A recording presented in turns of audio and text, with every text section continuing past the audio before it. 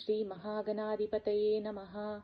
ఓం నిర్నామనిఖిలేశ్వర నిరంజనానందఘన త్రిపురా పరాపరమేశ్వర గగన సింధు భైరవ మహావతార్ బాబాజీ శ్రీ చరణౌ నమః. బాబాజీ శ్రీ గురు పరంపరాభ్యో నమః. ఓం విశ్వంగురుభ్యో నమః. ఓం సచ్చిత్ ఆనందఘన నమః. ఓం సమర్థ సద్గురు ఉదయ భాస్కర్ గురవే నమః. చదువుతున్నది శ్వేత. శ్వాస విజ్ఞానము. శ్వాస. అసలు శ్వాస యొక్క ఇంపార్టెన్స్ మీకు అర్థం అవడం లేదు. అసలు మొత్తం ఆధ్యాత్మికత శ్వాస మీద ఆధారపడి ఉంది. ఆ శ్వాసను విశేషంగా ఉపయోగించుకోగలిగితే దాన్ని విశ్వాసం అంటాం. విశ్వాసం అంటే నీ శ్వాసని నీవు ఎలా ఉపయోగించుకోవాలో నీకు తెలియడం. విశ్వాసం ఉందా అంటే నమ్మకం ఉందా అని కాదు. విశ్వాసం ఉందా అంటే can you use your breath అని అర్థం. ఆత్మ శరీరంలో చూస్తే తెలుస్తుంది. ఐ విల్, నేను చేసి తీరుతాను అనే సంకల్పమే ఆ ఆత్మ శరీరం యొక్క అతి దగ్గరగా ఉన్న ఆవరణ. ఆ సంకల్పమే కిందకు దిగి స్థూల శరీరానికి వస్తుంది. శ్వాస గురించి చెప్తున్నది అర్థం అయ్యిందా మీకు? శ్వాసని ఉపయోగించుకోవడం నేర్చుకుంటే మీరు సర్వజ్ఞులవుతారు. శ్వాస లోపలికి వెళుతుంది, బయటకు వస్తుంది. కానీ ఈ లోపలికి వెళ్ళడం బయటికి రావడం మధ్యలో అది మిమ్మల్ని మీరుగా ఉంచుతోంది, మీ అస్తిత్వాన్ని కాపాడుతోంది. అంటే మొత్తం ఆధ్యాత్మిక శక్తి యొక్క కేంద్రం శ్వాస మీద ఉన్నది. ఈ శ్వాస 3 రకాలైనటువంటి శక్తులతో కంట్రోల్ అవుతుంది అని ఆధ్యాత్మికత చెబుతుంది. అవి సూర్యుడి యొక్క శక్తి, చంద్రుడి యొక్క శక్తి, అగ్ని యొక్క శక్తి. చెప్పడానికి 3 పేర్లు చెప్తున్నాము, కానీ ఆ 3 ఒక్కటే శక్తి నిజానికి. సూర్యుడి యొక్క వెలుతురు, సూర్యుడి యొక్క వేడి, సూర్యుడి యొక్క శబ్దమయ శక్తి. శబ్దమే అగ్ని. అందుకే ఋగ్వేదం అగ్ని సూక్తంతో ప్రారంభం అవుతుంది. వాక్శక్తితో వేడిని వెలుతురుగా మారుస్తాం మనం అందులో. అందుకే మనం మంత్రజపం చేసిన తర్వాత ఏ కోరికతో మనం మంత్రజపం చేశామో ఆ కోరిక ఫలించాలి అంటే యజ్ఞం చేయాలి మీరు. యజ్ఞం చేయడం అంటే భౌతికంగా యజ్ఞం చేయమనే కాదు, మీ వాక్శక్తిని వేడిగా మార్చాలి, వెలుతురుగా మార్చాలి. ఈ వేడి వెలుతురుగా మార్చే టెక్నాలజీతోనే ఈ టీవీలు, రేడియోలు వచ్చాయి. వాక్శక్తిని విద్యుత్ శక్తిగా మారుస్తాము, మళ్ళా దానిని వాక్శక్తిగా మారుస్తాము. టేప్ రికార్డర్ పని అదే కదా. కానీ విద్యుత్ ఎప్పుడూ డబులే. ఎక్కడ విద్యుత్ శక్తి ఉంటుందో అక్కడ అయస్కాంత శక్తి కూడా ఉంటుంది. అంచేత ఈ 3 నిరంతరం గుర్తుంచుకోండి. సూర్య విజ్ఞానము ప్లస్ చంద్ర విజ్ఞానము ప్లస్ అగ్ని విజ్ఞానము ఈక్వల్స్ టు ఆధ్యాత్మికత. ఈ ఆధ్యాత్మికతను మీరు శ్వాస ద్వారా కంట్రోల్ చేసుకోగలరు. మీలోని వేడిని, వెలుతురుని, శబ్దాన్ని శ్వాస ద్వారా కంట్రోల్ చేసుకోగలరు. భస్త్రికా ప్రాణాయామం అని ఒకటుంది. మీలో ఉన్న వేడి మారిపోతుంది. ఉజ్జయిని అనే ప్రాణాయామం ద్వారా మీలోని చల్లదనం మారిపోతుంది. శీతళీ ప్రాణాయామం అని కూడా అంటారు. అనులోమ విలోమ ప్రాణాయామాలు అని ఉంది. ఇలా రకరకాలైన ప్రాణాయామాలు ఉన్నాయి. ఈ ప్రాణాయామాలన్నీ కూడా వాక్శక్తిని మీ శరీరంలో నర్వస్ సిస్టమ్, సర్క్యులేటరీ సిస్టమ్ రెండిట్టిగా మారుస్తుంది. వేడి మీ బ్లడ్ని మారుస్తుంది. మనందరి బాడీలు కూడా 98.4 నుండి 98.8 మధ్యన టెంపరేచర్ మెయింటైన్ అవుతూ ఉంటుంది. అంతకన్నా తక్కువైనా ఎక్కువైనా ప్రమాదమే. కేవలం 2-3 డిగ్రీలు మారితేనే గందరగోళాలు జరిగిపోతాయి. అంతకంటే ఎక్కువ అయితే మనమే ఉండము అసలు.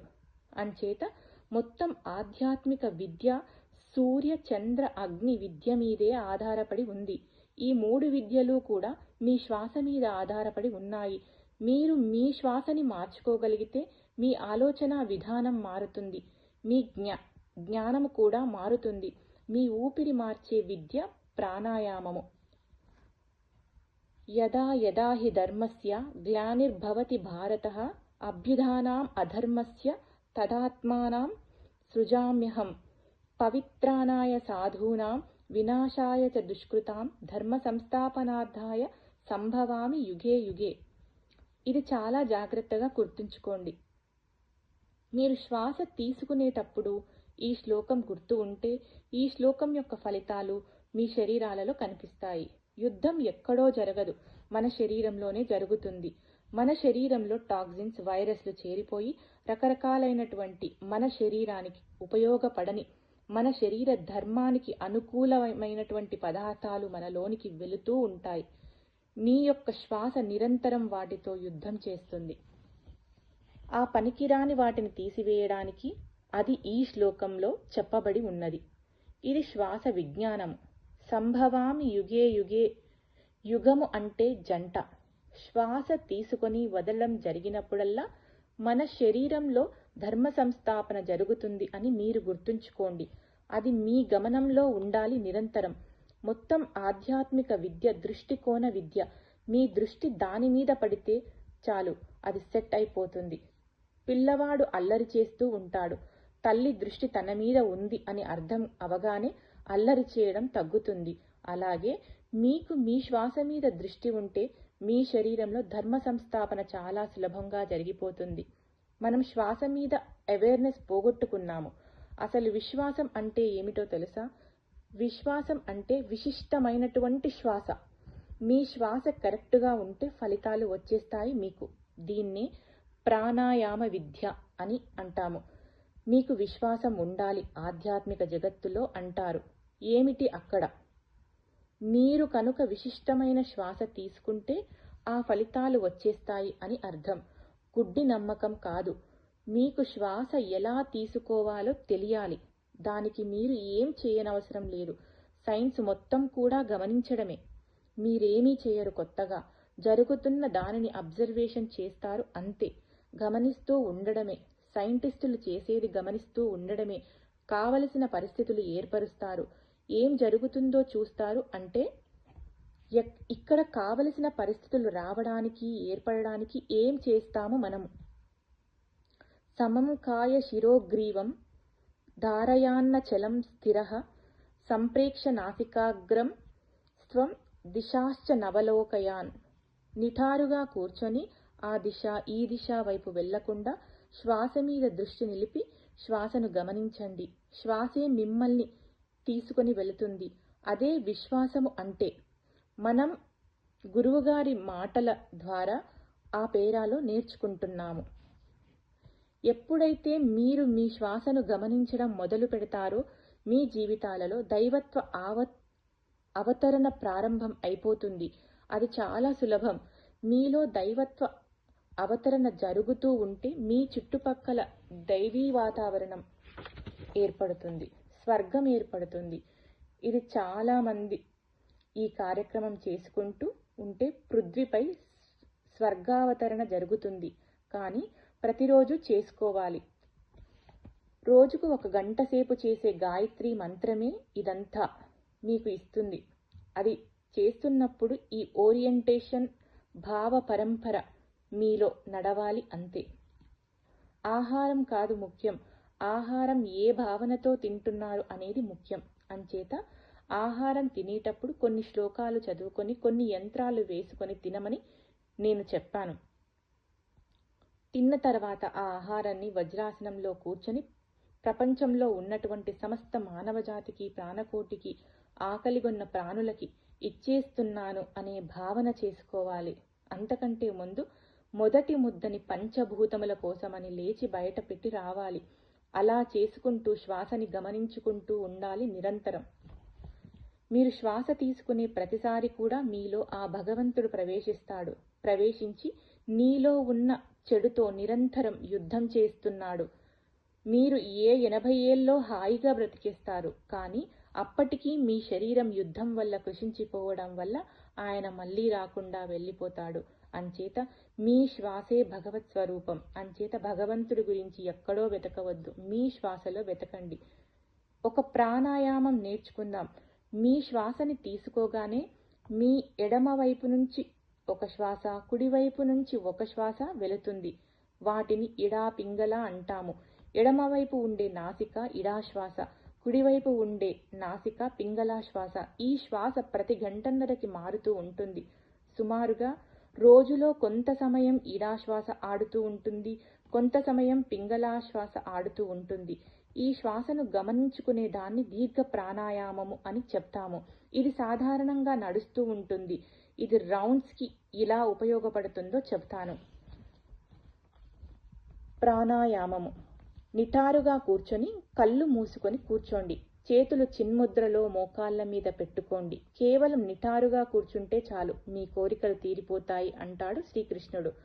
సమం కాయ శిరోగ్రీవం తారయాన్ అచలం స్థిర సంప్రేక్ష నాసికాగ్రస్వం దిశాశ్చ నవలోకయాన్ యం లబ్ధ్వా చ పరం మన్యతే నాధికం తథా. మొదటి స్టెప్ ఇన్ స్పిరిచువల్ యాంగిల్. వెన్నెముక, శిరస్సు, మెడ నిటారుగా ఒక లైన్లో ఉండాలి.